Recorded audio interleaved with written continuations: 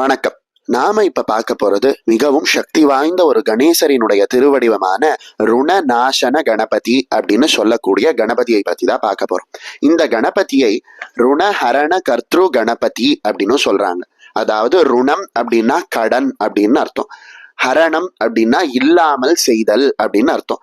கர்த்ரு அப்படின்னா செய்பவர் அப்படின்னு அர்த்தம்.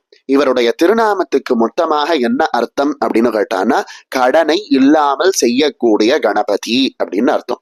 இந்த மகா கணபதியினுடைய மந்திரம், அதாவது ருணஹரண கர்த்ரு மகா கணபதியினுடைய மந்திரம் மிகவும் சக்தி வாய்ந்த ஒரு மந்திரமாக இருக்கு.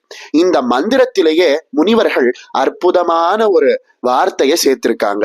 ருணம் சித்தி வரேண்யம் அப்படின்னு சொல்லி எனக்கு கடனை அருள வேண்டும் அப்படிங்கிறத இந்த ருணஹரண கர்த்ரு கணபதியினுடைய மந்திரத்துல முனிவர்களானவர்கள் சேர்த்திருக்காங்க.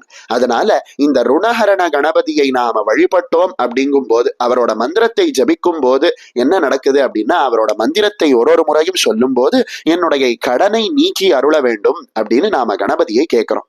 இதுல ஆச்சரியம் என்ன அப்படின்னா, மிகவும் சக்தி வாய்ந்த இந்த மந்திரத்தை நமக்கு கொடுத்தது யார் அப்படின்னு கேட்டான்னா அந்த சாக்ஷாத் பரமேஸ்வரன் தான்.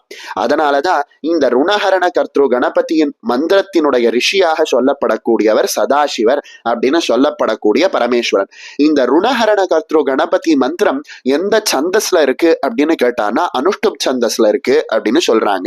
இந்த ருணஹரண கர்த்ரு கணபதி மந்திரத்தினுடைய தேவதையாக விளங்கக்கூடியவர் ருணஹரண மகா கணபதி அப்படின்னு சொல்லப்படுது. இந்த அற்புதமான மந்திரத்தை நாம ஜெபிக்கும் பொழுது விநாயக பெருமானை எப்படி வணங்கணும் அப்படின்னு, அவரோட உருவ அமைப்பு எப்படி இருக்கணும் அவரை வணங்கும் போது அப்படின்னு முனிவர்கள் சொல்றாங்க. அழகான செம்பருத்தி நிறத்துல இருக்கக்கூடியவராகவும், இரண்டு கைகளை உடையவராகவும், தொங்குகிற வயிறை, அதாவது லம்போதரன்னு சொல்றோம் இல்லையா, பெரிய வயிறு உடையவராகவும், அழகிய தாமரை மலரில் வீற்றிருப்பவராகவும், எப்பொழுதும் பிரம்மா முதலிய தேவர்களால் வணங்க பெற்றவராகவும், சித்தர்களால் வழிபட பெற்றவராகவும் இந்த விநாயக பெருமானை நாம மனதால நினைத்து வழிபட்டோம் அப்படின்னா நம்மளுடைய கடன்கள் அனைத்தும் நீங்கி, பாபங்கள் அனைத்தும் நீங்கி நமக்கு அற்புதமான ஒரு நல்ல வாழ்க்கை கிடைக்கும் அப்படின்னு சொல்றாங்க.